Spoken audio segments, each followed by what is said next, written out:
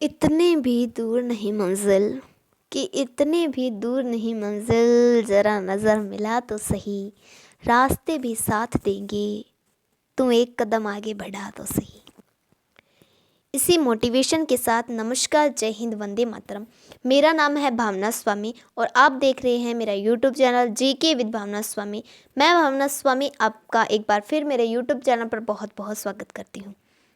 जैसे कि आप सभी जानते हैं, अपन लोगों ने साइकोलॉजी की 5 क्लासें हैं वो पढ़ ली है, बहुत ही अच्छे तरीके से और डिटेल में पढ़ी है। ऐसे नहीं कि टाइम पास के तौर पर अपन लोगों ने पढ़ी है, बहुत ही अच्छी तरह पढ़ी है। जिन जिन लोगों ने उन 5 क्लासों को नहीं देखा है वो लोग देख लें चैनल पर इस क्लास के बाद, ठीक है जी। और जो लोग मेरे यूट्यूब चैनल पर नए हैं और अभी तक इसको सब्सक्राइब नहीं किया है तो प्लीज़ प्लीज़ प्लीज़ सब्सक्राइब कर लीजिए, ठीक है जी। चलिए क्लास की स्टार्टिंग करते हैं बहुत ही अच्छे क्वेश्चनों के साथ। और सबसे पहले आ जाइए सब लोग लाइव और कर दीजिए क्लास को फटाफट से शेयर। फिर करते हैं क्लास की स्टार्टिंग। देखिए प्रश्न संख्या 1 है, तुम मुझको कोई भी बालक दे दो और मैं उससे कुछ भी बना सकता हूँ, यह दावा किसका है? Option A Watson, option B McDougall, option C Pavlov और ऑप्शन डी स्किनर। क्या हो जाएगा इसका सही answer? Option A Watson, option B McDougall, option C Pavlov और ऑप्शन डी स्किनर। क्या हो जाएगा इसका सही आंसर? तो इसका जो सही आंसर हो जाएगा वो हो जाएगा ऑप्शन ए। ऑप्शन ए को करेंगे लॉक और इसी के साथ बढ़ते हैं आगे। प्रश्न संख्या 2 देखिए, फर्स्ट जो बाल गृह है, यहाँ हाल नहीं यहाँ बाल गृह है, ठीक है जी। फर्स्ट जो बाल गृह है इसकी स्थापना कब और कहाँ की गई? तो इसका जो करेक्ट आंसर होगा वो हो जाएगा न्यूयॉर्क, ठीक है। न्यूयॉर्क के अंदर इसकी स्थापना की गई थी और की थी 1887 के अंदर, ठीक है। 1887 इज द करेक्ट आंसर। फिर देखिए प्रश्न संख्या 3। प्रश्न संख्या 3 है, साइकोलॉजी वर्ड की उत्पत्ति कहाँ से हुई है? कौन सी भाषा से हुई है? कौन से लैंग्वेज से हुई है? ऑप्शन ए देखिए लैटिन, ऑप्शन बी फारसी, ऑप्शन सी स्पेनिश और ऑप्शन डी नन। क्या हो जाएगा इसका सही आंसर? तो इसका जो करेक्ट आंसर होगा प्रश्न संख्या 3 का करेक्ट आंसर हो जाएगा लैटिन भाषा, ठीक है। जो साइकोलॉजी वर्ड है इसकी उत्पत्ति लैटिन भाषा से हुई है। नेक्स्ट देखिए प्रश्न संख्या 4। चेतना का विज्ञान मानने वाले साइकोलॉजिस्ट कौन कौन से हैं? चेतना का विज्ञान मानने वाले जो साइकोलॉजिस्ट हैं वो कौन कौन से हैं? Option A William Wood, option B James, option C James Ali, option D सारे। क्या हो जाएगा इसका सही उत्तर? फटाफट से आंसर आने चाहिए सब लोगों की। चेतना का विज्ञान मानने वाले जो साइकोलॉजिस्ट थे वे कौन कौन से थे? तो ये सारे भी चेतना का विज्ञान मानने वाले साइकोलॉजिस्ट हुए हैं। फर्स्ट नाम आता है विलियम वुड, सेकंड देखिए जेम्स और थर्ड जेम्स अली। जो इन तीनों की विचारधारा थी, इन्होंने चेतना का विज्ञान माना इस साइकोलॉजी को, ठीक है। नेक्स्ट देखो प्रश्न संख्या 5। प्रश्न संख्या 5 देखिए, साइकोलॉजी को स्वतंत्र विषय बनाने के लिए सबसे पहली परिभाषा दी गई। साइकोलॉजी को स्वतंत्र सब्जेक्ट बनाने के लिए सबसे पहली परिभाषा किसने दी और क्या थी वो परिभाषा? क्या आत्मा का विज्ञान होगा, चेतना का विज्ञान, व्यवहार का विज्ञान या मन का विज्ञान? चारों ऑप्शन में से करेक्ट आंसर जो होगा वो फटाफट से कमेंट आने चाहिए, फटाफट से जवाब दीजिए। साइकोलॉजी को स्वतंत्र विषय बनाने के लिए सबसे पहली परिभाषा जो दी गई वो क्या थी? प्रश्न संख्या 6 का प्रश्न संख्या 5 का सही आंसर होगा आत्मा का विज्ञान, ठीक है। ऑप्शन ए को कर लेंगे लॉक। फिर बढ़ते हैं आगे प्रश्न संख्या 6। प्रश्न संख्या 6 पर आइए, मनोविज्ञान शिक्षा का आधारभूत विज्ञान है, यह कथन किसका है? मनोविज्ञान शिक्षा का आधारभूत विज्ञान है, क्या ये कथन स्किनर का है? क्या ये कथन रायवर्थ का है? क्या ये डेकार्टे का है या फिर जेएस मैकंजी का है? तो इसके अंदर जो करेक्ट आंसर होगा वो आप लोग जवाब दीजिए, फटाफट से कमेंट आने चाहिए, फटाफट से जवाब दीजिए, सब लोग जवाब दीजिए, ठीक है। मनोविज्ञान शिक्षा का आधारभूत विज्ञान है, यह कथन किसका है? प्रश्न संख्या 6 का जो सही आंसर होगा वो होगा ऑप्शन ए। ऑप्शन ए को कर लेंगे लॉक, ठीक है जी। नेक्स्ट देखिए प्रश्न संख्या 7। साइकोलॉजी व्यवहार का शुद्ध विज्ञान है, यह कथन किसका है? साइकोलॉजी व्यवहार का शुद्ध विज्ञान है, ये कथन किसका है? प्रश्न संख्या 7 का जो सही आंसर होगा वो फटाफट से कमेंट कीजिए। मनोविज्ञान व्यवहार का शुद्ध विज्ञान है, ये कथन कहा था जी, ध्यान देना, वॉटसन ने, ठीक है। वॉटसन ने ये कहा था। फिर आगे बढ़े प्रश्न संख्या 8। प्रश्न संख्या 8 है, ईसा की 16वीं सदी में मनोविज्ञान को क्या माना जाता था? ईसा की 16वीं सदी में मनोविज्ञान को क्या माना गया? तो इसको माना गया था, बताइए कौन सा ऑप्शन करें टिक, कौन सा ऑप्शन कर लें इसके अंदर लॉक, बताइए कौन सा ऑप्शन लॉक करें अपन? आत्मा का विज्ञान कहूँ या मन का विज्ञान, चेतना का विज्ञान या अंतर्दृष्टि का विज्ञान? प्रश्न संख्या 8 का सही उत्तर कमेंट कीजिए। प्रश्न संख्या 8 का सही उत्तर क्या होगा? प्रश्न संख्या 8 का जो सही उत्तर होगा वो होगा ऑप्शन ए। ऑप्शन ए को कर लेते हैं लॉक और इसी के साथ बढ़ते हैं आगे। प्रश्न संख्या 9 पर आइए। प्रश्न संख्या 9 क्या बोल रहा है कि मोटिवेशन एंड पर्सनालिटी बुक के राइटर कौन है? मोटिवेशन एंड पर्सनालिटी बुक के राइटर कौन है? तो इसके राइटर क्या ऑप्शन ए करें लोग, ऑप्शन बी करें, ऑप्शन सी करें, ऑप्शन डी करें? किसको करेंगे लोग? ऑप्शन ए कहता है मैस्लो, ऑप्शन बी कहता है स्किनर, ऑप्शन सी कहता है वुडवर्थ और ऑप्शन डी कहता है जेम्स। भाई मैस्लो बोल रहे हैं कि इसका जो राइटर हूँ वो मैं हूँ, तो ठीक है जी, मान लेते हैं इनकी बात। मैस्लो थे, ये थे मोटिवेशन एंड पर्सनालिटी बुक के राइटर। बहुत ही इंपॉर्टेंट क्वेश्चन है एग्जाम की दृष्टि से, याद रखना, ठीक है। नेक्स्ट देखें प्रश्न संख्या 10 देखिए, किंडरगार्टन है ये किस लैंग्वेज का शब्द है? किंडरगार्टन शब्द किस लैंग्वेज का है? तो ये शब्द है option A German, option B French, option C Spanish और ऑप्शन डी लैटिन। क्या हो जाएगा इसका करेक्ट आंसर? क्या ऑप्शन ए को लॉक करें, ऑप्शन बी को लॉक करें, ऑप्शन सी को लॉक करें या ऑप्शन डी को लॉक करें? किंडरगार्टन जो शब्द है ये है जर्मन लैंग्वेज का, ठीक है, जर्मन लैंग्वेज का ये शब्द है, ठीक है जी। नेक्स्ट बढ़े प्रश्न संख्या 11, विकास की दिशा होती है, हमेशा जिंदगी में याद रखना ये चीज, बहुत ही इंपॉर्टेंट क्वेश्चन है वैसे और सिंपल सा है वैसे। विकास की दिशा होती है, हमेशा दिमाग में बिठा लो कि विकास की दिशा होती है सिर से, विकास की दिशा होती है भाई सर से पैर तक, ठीक है, सर से पैर तक, पैर की ओर, सर से पैर की ओर होती है, ठीक है। नेक्स्ट देखें प्रश्न संख्या 12, विकास का अर्थ क्या होता है? प्रश्न संख्या 12 पर आइए। प्रश्न संख्या 12 का ऑप्शन ए कहता है परिवर्तन, ऑप्शन बी कहता है वृद्धि और ऑप्शन सी कहता है निम्न में से कोई नहीं और ऑप्शन डी कहता है सारे। तो क्या हो जाएगा इसका करेक्ट आंसर? प्रश्न संख्या 12 का जो सही उत्तर होगा वो होगा परिवर्तन। विकास का अर्थ होता है चेंजेस, ठीक है। प्रश्न संख्या 13 पर आइए। पेस्टालॉजी का बाल विकास का वैज्ञानिक विवरण किस विवरण पर आधारित था? पेस्टालॉजी का बाल विकास का वैज्ञानिक विवरण किस विवरण पर आधारित था? प्रश्न संख्या 13 का सही आंसर क्या होगा? Option A baby biography, option B school of infancy, option C mind of child and option D सारे। क्या हो जाएगा सही उत्तर? जिसको सही उत्तर पता है कमेंट कीजिए, क्या होगा इसका सही आंसर?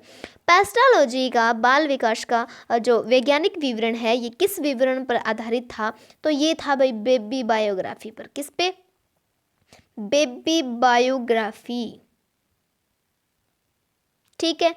प्रश्न संख्या 14, स्किनर किस देश के साइकोलॉजिस्ट थे या स्किनर किस देश के मनोवैज्ञानिक थे? Option A USA, option B Britain, option C Germany, option D France. क्या हो जाएगा सही आंसर?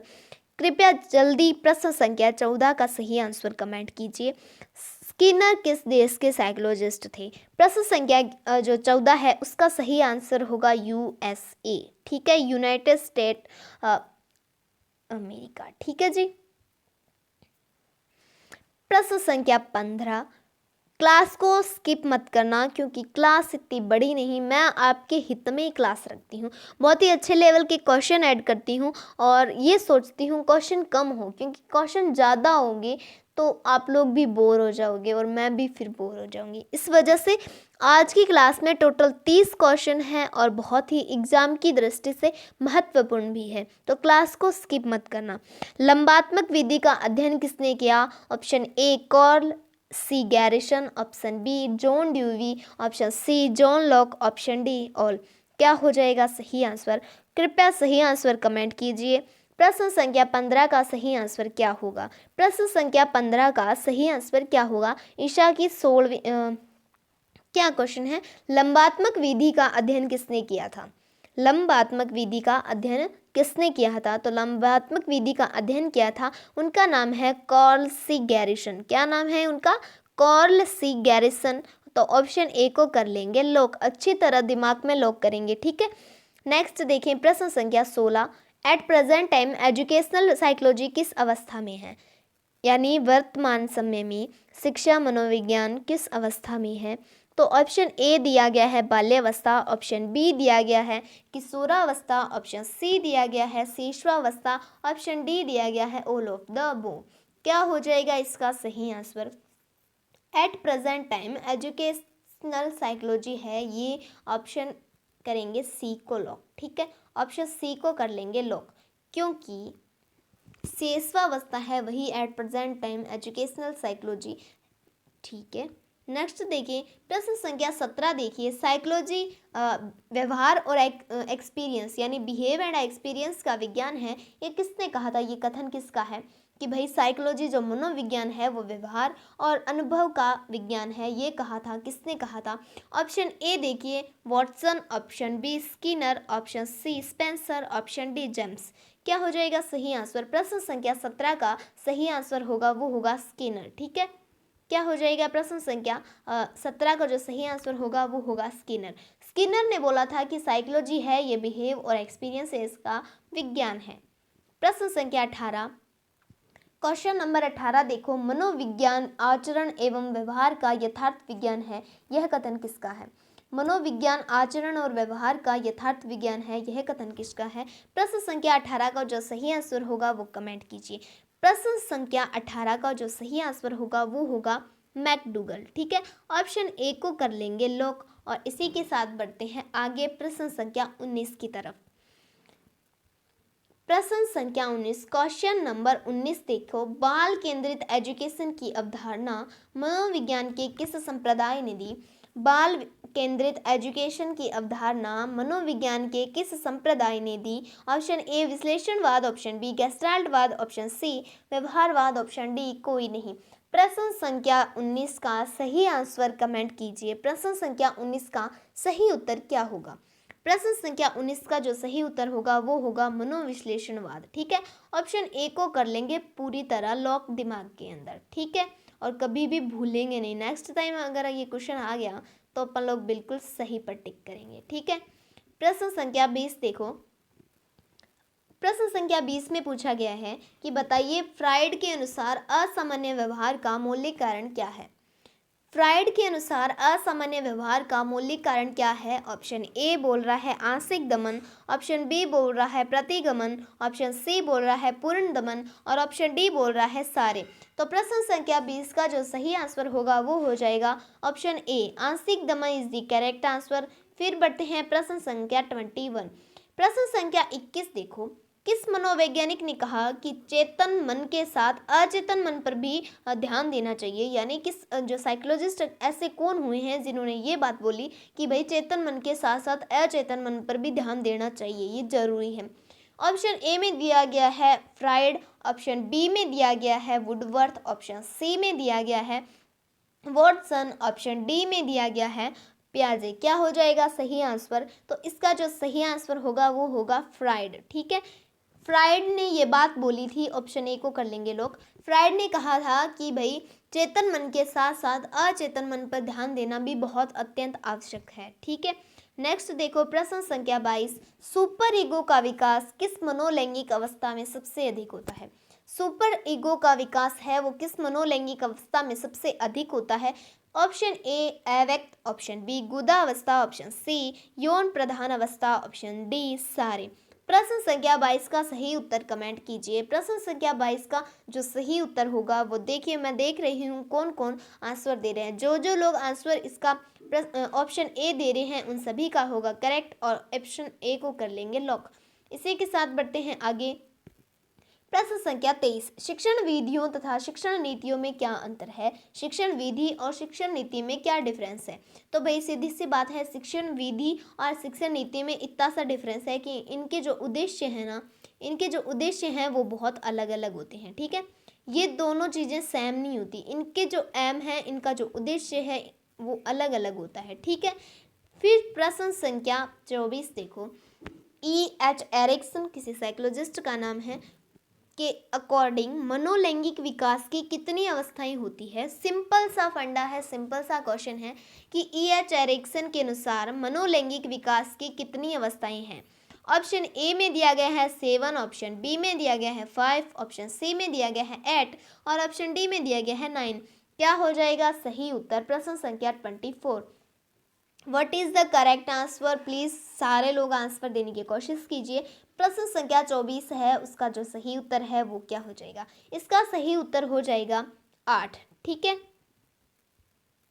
इसका जो सही उत्तर होगा वो होगा 8। ठीक है, एरिक्सन के अनुसार मनोलैंगिक विकास की अवस्थाएं 8 होती है। फिर देखिए प्रश्न संख्या 25 नंबर क्वेश्चन पर आ चुके हैं और 5 मोर क्वेश्चन बचे हैं। ठीक है, ईगो लिबिडो का क्या अर्थ है। वाह जी, बहुत ही इंटरेस्टिंग और आज का सबसे महत्वपूर्ण प्रश्न आ गया है हमारी क्लास के अंदर। तो ये क्वेश्चन है वो दिमाग के अंदर कर लेना जी लॉक। ठीक है, दिमाग के अंदर लॉक कर लेना है ये क्वेश्चन। ईगो लिबिडो का क्या अर्थ होता है। एग्जाम की दृष्टि से बहुत ही इंपॉर्टेंट क्वेश्चन है आज का और इसका आंसर देंगे आप लोग। ईगो लिबिडो का क्या अर्थ होता है। प्रश्न संख्या 25 देखिए, ईगो लिबिडो का क्या अर्थ होता है। प्रश्न संख्या 25 का जो सही आंसर होगा वो कमेंट कीजिए। ऑप्शन ए में दिया गया है, ऑप्शन ए में दिया गया है आत्मा प्रेम, option B ego psychology, option C ego मनोग्रंथि और ऑप्शन डी वस्तु से प्रेम।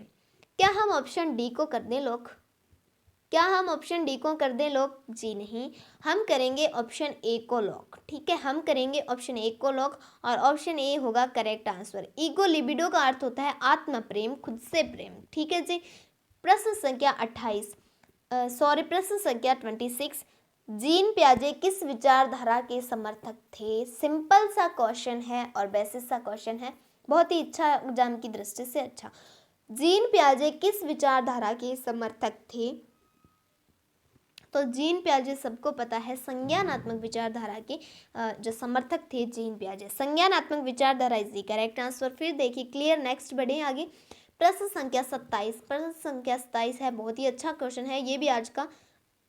ये 2-3 क्वेश्चन है आज की क्लास में सबसे ज़्यादा महत्वपूर्ण है, बाकी सारे महत्वपूर्ण है वैसे तो। इंपॉर्टेंट क्वेश्चन है ये कि बुद्धि के किस सिद्धांत को बालू का ढेर कहा जाता है। बुद्धि के किस सिद्धांत को बालू का ढेर कहा जाता है। अगर आज की क्लास में मेरी वॉइस से रिलेटेड कुछ प्रॉब्लम हो रही है तो उसके लिए मैं माफ़ी चाहती हूँ। माइक्रोफोन ख़राब होने की वजह से ये हो रही है, आवाज़ में अदर साउंड आ रही है, साथ में वॉइस के साथ अदर जो साउंड है वो इंक्लूड हो गया है, तो मैं माफ़ी चाहती हूँ। मैंने 2-3 बार ट्राई किया, 2-3 से ट्राई किया लेकिन ये हो नहीं रहा है, तो उसके लिए मैं पहले माफ़ी मांगती हूँ। और बुद्धि के किस सिद्धांत को बालू का ढेर कहा जाता है। बुद्धि के किस सिद्धांत को बालू का ढेर कहा जाता है। तो इसका जो करेक्ट आंसर हो जाएगा वो हो जाएगा बहुतत्व सिद्धांत। ठीक है जी। प्रश्न संख्या 27 का आंसर होगा बालू का ढेर किसे कहते हैं। बुद्धि, अब ये एग्जाम के में आने की दृष्टि से बहुत ही मस्ट क्वेश्चन है कि बुद्धि के किस सिद्धांत को बालू का ढेर कहा जाता है। तो इसका जो करेक्ट आंसर हो गया वो हो गया बहुतत्व सिद्धांत। प्रश्न संख्या 28 देखें, नवजात शिशु कितने घंटे सोता है। सिंपल सा क्वेश्चन है, नवजात शिशु है वो कितने घंटे सोता है आपके हिसाब से। तो ऑप्शन ए में दिया गया है 18 से 20, ऑप्शन बी 15 से 16 और ऑप्शन सी 12 से 13, ऑप्शन डी 8 से 10। तो बच्चा 8 से 10 घंटे सोता है या 12 से 13, 15 से 16, 18 से 20, क्या हो जाएगा करेक्ट आंसर। फटाफट से आंसर आने चाहिए, क्या हो जाएगा। इसका जो सही आंसर होगा वो होगा 18 से 20 घंटे। बच्चा जो नवजात शिशु है वो 18 से 20 घंटे तक सोता है। प्रश्न संख्या 29 देखो, एलकेजी और यूकेजी पद्धति के जनक कौन कहे जाते हैं। एलकेजी और यूकेजी पद्धति के जनक कौन कहे जाते हैं। Option A Froebel, option B Skinner, option C Watson, option D पियाजे। क्या हो जाएगा सही आंसर। एलकेजी और यूकेजी जो पद्धति है इसके जनक कहे जाते हैं जी फ्रोबेल। ठीक है, क्या हम करेंगे फ्रोबेल को लॉक कर लिया दिमाग के अंदर लॉक। अब कभी नहीं बोलेंगे कि एलकेजी और यूकेजी पद्धति के जनक फ्रोबेल हैं। नेक्स्ट देखिए प्रश्न संख्या 29 देखियो, प्याजे ने अपना प्रयोग किन पर किया था। प्रश्न संख्या 30 आज का लास्ट क्वेश्चन बहुत ही सिंपल सा कि प्याजे ने अपना जो प्रयोग है वो हम लोग पिछले क्लासों में हमने जो क्लासें करी उसमें पढ़ लिया कि प्याजे ने कौन कौन से प्रयोग किए, कौन कौन से सिद्धांत दिए, स्किनर ने कौन से दिए, ब्रूनर ने कौन से दिए, हरलोक ने कौन से दिए, सारी चीज़ें अपन ने पढ़ चुकी है। ठीक है, पिछले 5 क्लासों के अंदर जिन जिन लोगों ने, जिन जिन भाई बहनों ने वो क्लासें नहीं देखी है वो देख लीजिए। और आज का ये बहुत ही सिंपल सा क्वेश्चन है, पियाजे ने अपना प्रयोग किन पर किया था। तो सिंपल सी बात है, इन्होंने अपना प्रयोग अपने बेटे और बेटी पर किया था, पुत्र और पुत्री पे। ठीक है जी, thanks for watching my video. और आप सभी लोग इतना प्यार दे रहे हो मुझे, उसके लिए बहुत बहुत तहे दिल से धन्यवाद करती हूँ। आप सभी का बहुत बहुत आभार है। और जो जो लोग मेरे YouTube चैनल पर नए हैं और अभी तक इसको सब्सक्राइब नहीं किया है तो प्लीज़ सब्सक्राइब कर लीजिए। आप लोगों के सपोर्ट, आप लोगों के वोट की मुझे बहुत ज़्यादा ज़रूरत है। तो प्यार बनाए रखिए, सपोर्ट बनाए रखिए, बहुत आगे तक जाएंगे।